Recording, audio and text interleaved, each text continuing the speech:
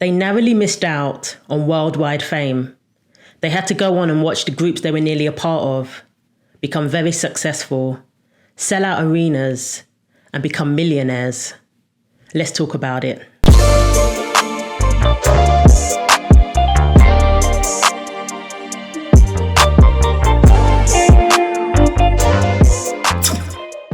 Hi guys, welcome to the channel. If you like hearing stories from the 90s, subscribe. Let's get into it. How would you feel if you missed out on an opportunity of a lifetime?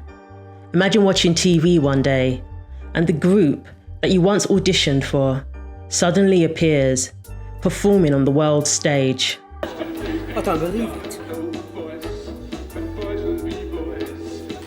I don't believe it.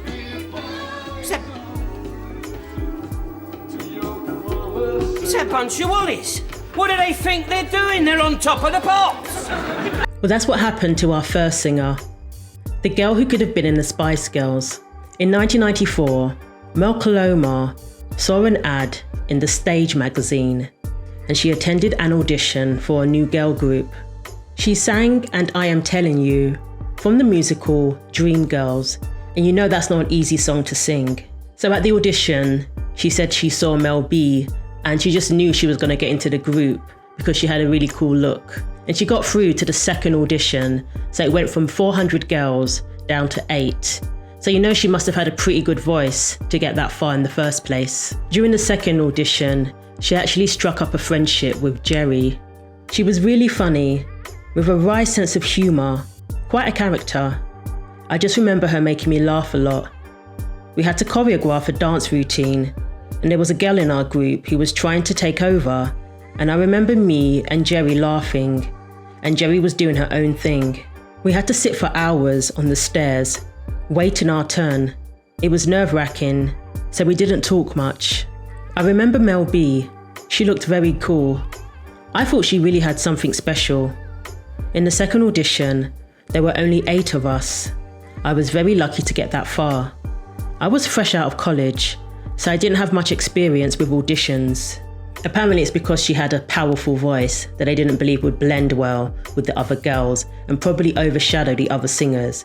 And let's face it, they weren't really chosen for their vocal ability. They didn't really need to be the best singers in the world. They were chosen and manufactured to have a certain look, to have a certain image.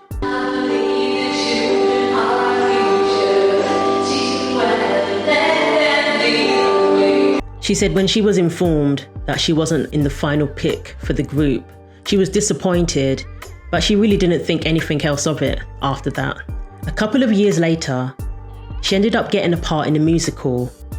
And it was while she was on tour, sitting in her hotel room watching TV, that the Spice Girls suddenly came on. They were performing their debut single, Wannabe. At first it didn't register with her, but then she recognised Mel B, and then Jerry. I was, at the time when their first record came out, I was actually on tour, doing a national tour of What a Feeling with Irene Cara, and I was her understudy, so I was doing really well. With Irene Cara herself? Yes, right, very good. So I was having a ball at the time, but it was just bizarre because I saw the video on TV and I was just like, oh my God, I recognise her. So I was doing really well.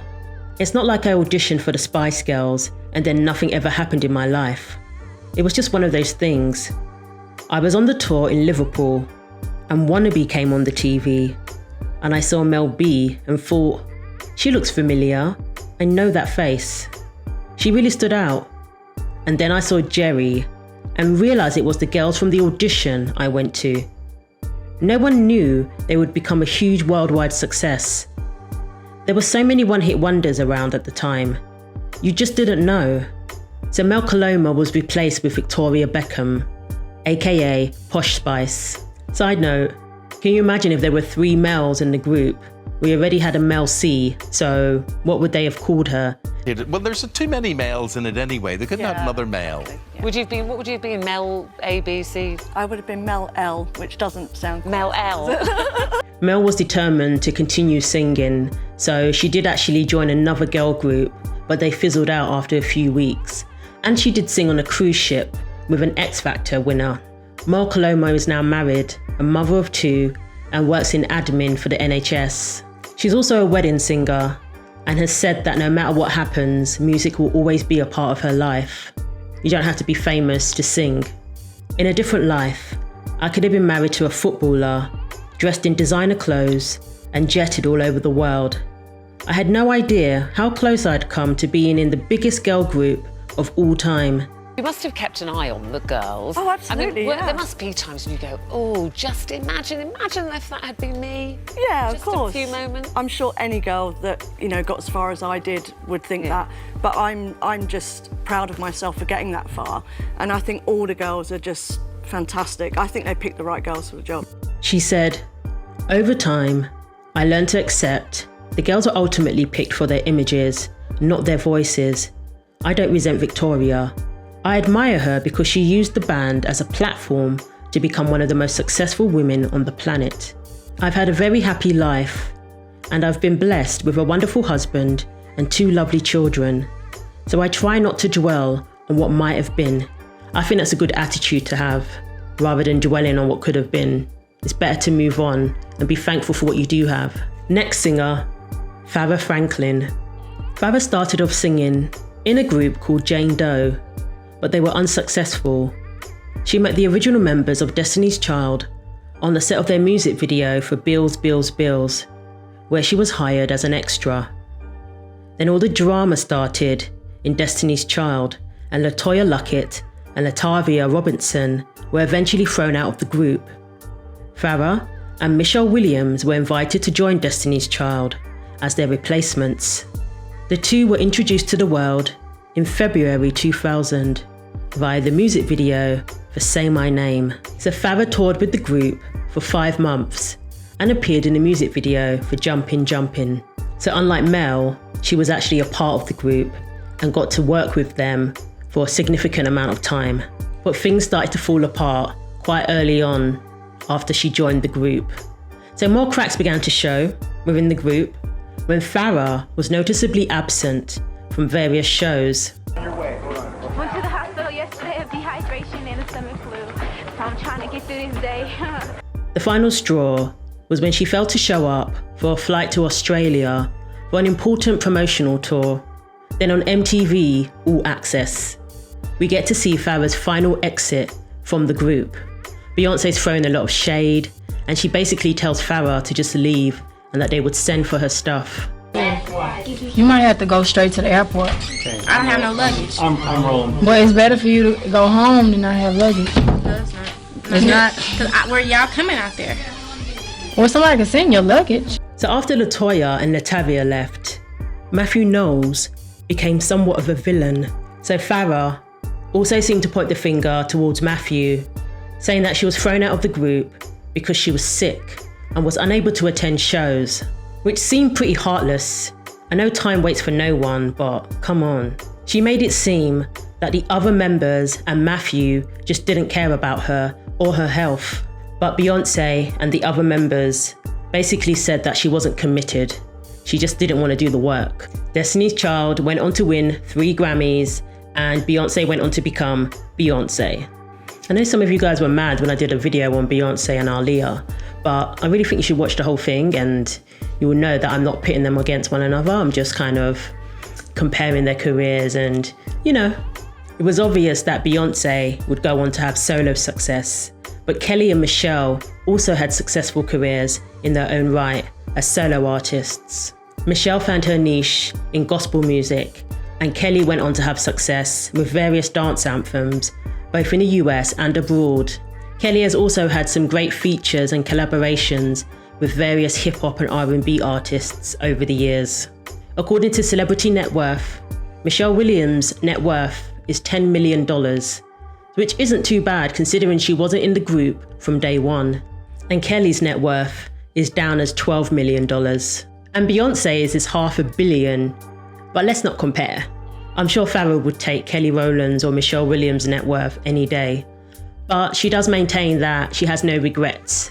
Farah has worked on her solo material over the years, and her Instagram bio currently says she's an actor, host, producer, traveller, singer, and most importantly, God's child. and she's still doing interviews about Destiny's Child.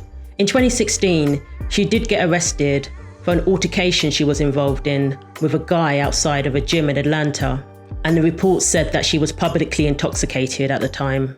But despite that, she does seem to be doing well now. She looks really good, and I guess she's just focusing on living her life. Next one, Marc Nelson. Marc is actually somewhat famous. He didn't just disappear into obscurity, and he's had a career in music. However, he didn't quite reach the heights of the group that he was once a part of, Boyz II Men. Marc is no stranger to singing fame. His mother was the late Phyllis Nelson, best known for her song, Move Closer. He was one of the founding members of Boyz II Men. He attended the Philadelphia's High School of Creative and Performing Arts. There, he met Nathan Morris, Wanya Morris, Sean Stockman, and Michael Macari. They formed the group Unique Attraction, but after hearing the New Edition song, Boyz II Men, they were inspired to change the group's name. The group met Michael Bivins of Belle Biv DeVoe, who was impressed by their vocal abilities. He agreed to manage them and produce their sound. In 1989, Bivins began making arrangements to sign the group to a major label and start recording their material. Unfortunately, there was quite a delay in producing their music. So Marc had a falling out with management. He wasn't happy with how long it was taking for the group to get their material out. And he basically said that he wasn't going to stick around and wait indefinitely. So eventually he decided to leave the group and pursue being a solo artist. And you know the rest of the story. Boyz II Men went on to become one of the most successful R&B groups of all time. They've went on to sell millions of records worldwide, and have gone on to have 10 top 10 hits, including 5 number ones. 3 of their number 1 hits were the longest running number 1 singles in history. They have won 4 Grammys, but been nominated for a whopping 15, as well as various other accolades, such as BET Awards or Soul Train Music Awards. And they certainly had longevity, with a career that has lasted decades, and their impact on the music industry is felt to this day. The 3 remaining members are thought to have a net worth between $60 to $70 million. So Marc did go on to pursue that solo career, and he got signed to Capitol Records. His first 2 singles charted in the R&B charts, and he did release his solo album in 1991. But at the same time, Boyz II Men were enjoying the success of their single, Motown Philly, and their album went on to sell millions. It reached number 3 on Billboard. But Marc went on to have success as a songwriter, and that's where the real money is. As a songwriter, he worked with Toni Braxton, Brandy, Tyrese, and John B. He also joined the group As Yet, and was signed to Babyface's label, LaFace. They had 2 top 10 singles on Billboard, Last Night and Hard to Say I'm Sorry, both gold and platinum selling singles, respectively. Marc released his second album in 1999, in which he had a song with Beyoncé. His single reached 4 on the R&B charts and 27 on Billboard. And I always like it when there are no hard feelings between these groups. Marc actually reunited with Boyz II Men in 2012 and performed with them. He said the following: "In 2012, we decided it would be a good idea for us to reconnect and see what we could do as a unit again. The Vegas gig came up, and we thought this would be a good situation to put into the public. The 4 of us coming together again." And Marc won an Emmy in 2016 for a song he wrote for a Christmas movie. And guess who the song was performed by? Boyz II Men. So he is successful in his own right. And asked if he has any regrets about leaving Boyz II Men, he said the following: "No, I don't have any regrets, because most people don't know the true story as to why I wasn't with Boyz II Men. I intend on sharing that in a book that I'm currently writing. Yes, it was very devastating for me. I would at least say that much, but no regrets. It's not a matter of Marc Nelson walking away from something he actually put together with Nathan Morris." So Marc hasn't released that book yet, but his net worth is reported to be $1.1 million.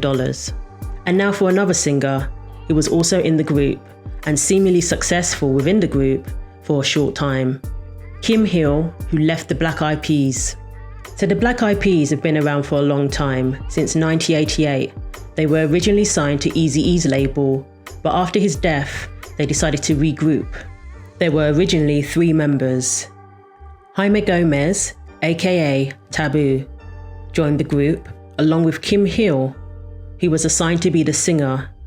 So being originally signed to Ruthless, Black Eyed Peas were very much hip-hop rather than pop. But they started to realise that in order to have more commercial success, they had to have more commercial appeal. Their sound began to change, and at this point, it was very much Will.i.am who was calling the shots. Kim was featured on the first album, there were no issues, but by the time it got to the second album, she had left the group. Kim didn't like the direction the group were going down, and she didn't feel that they were being true to who they were. To this day, she says that there's no way she could ever imagine herself singing My Humps. Get you drunk, get you love drunk off my hump. They couldn't give me enough money, and believe me, they wouldn't have, in order for me to feel like it wasn't legal prostitution. Kim left the group in 2000, while the second album was being produced. Her vocals were still featured on a couple of songs on the album, but they began looking for her replacement. They first approached Nicole Scherzinger, but she had contractual obligations to another group. So Fergie joined the group in 2002, and their third album, Elefunk, was released the following year. They certainly changed their sound and incorporated more pop and dance into their music. One of the reasons why Kim left the group. The album went platinum and reached 8 on Billboard and topped the charts in several different countries. In the UK, it was number 1 for 6 weeks and was the biggest selling album of 2003. Kim went on to see Fergie enjoy the success and fame within the group that she could have had. But one of the main reasons Kim left the group was because of friction between her and Will.i.am. So she said the original success went to his head and his ego was getting bigger and bigger, and they just clashed. She didn't like the fact that he was moving away from the group's original sound. A source for Radar Online said the following: Kim Hill was once a part of the Black Eyed Peas. She was part of their family and wanted to be treated better and promoted as a valid part of the group that she was. But she started having a hard time with Will.i.am. His ego was getting bigger and he was moving away from caring about their original sound and got more interested in becoming famous. There's also been reports over the years of Will.i.am clashing with Fergie. The source said it was an all too familiar scenario and went on to say, Kim Hill did the exact same thing years ago. After a few years with the Black Eyed Peas, Kim realised that she wasn't going to get the credit that she deserved. She decided to leave the group in 2000 and go out on her own. She really thought Will would give her the props she deserved, but it wasn't happening. She couldn't stand his ego getting bigger and bigger, and she bounced. The irony is that about a year after Kim, who is pretty Afrocentric and has a really soulful sound, left the group, Fergie came along and they put her front and centre. Kim and Fergie couldn't be more different, and Fergie ended up getting everything Kim was asking for and more. In a 2019 interview with Billboard, the Black Eyed Peas members confirmed that Fergie had left the band to focus on her solo music and to be a good mother to her son. Shortly after leaving the band in 2017, Fergie released her highly successful Duchess album.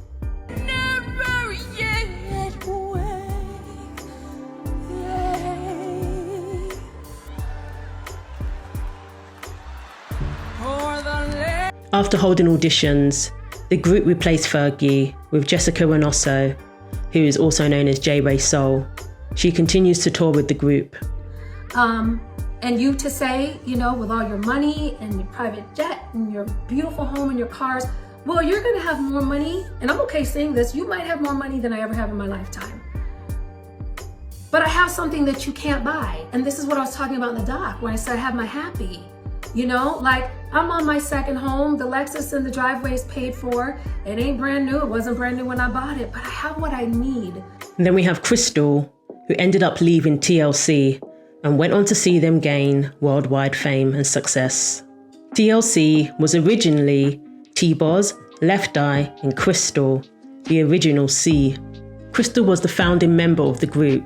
She originally signed with Ian Burke, an Atlanta producer, and together they found the other two members. Ian Burke came up with the idea to have a new girl group who had a tomboyish image, who would basically be the female version of Belle Biv DeVoe with a New Jack Swing sound.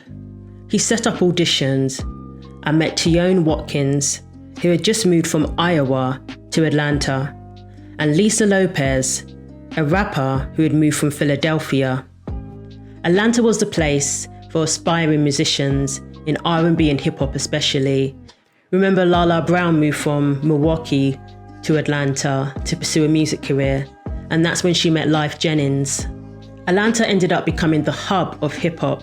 Just like aspiring actors move to Los Angeles, anyone who wants to get into the music industry moved to Atlanta.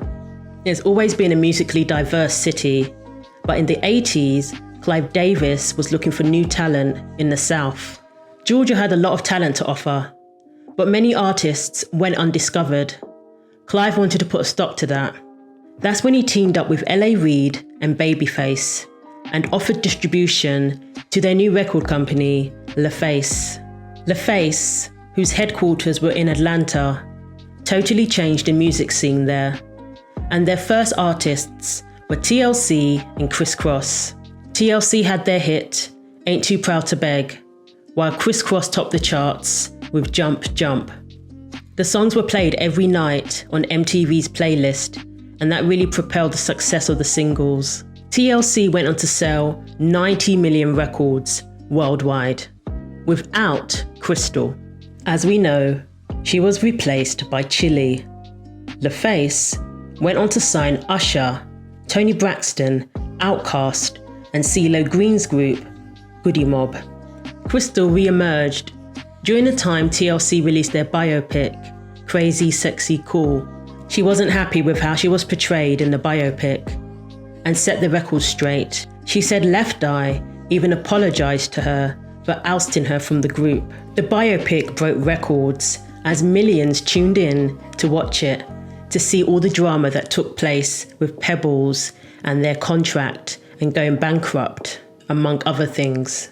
The story of Crystal is featured in the first 20 minutes of the biopic, which is all she watched. She was basically portrayed as somebody who can't sing, which she insists isn't true. She got signed with Ian Burke, so she must have some talent.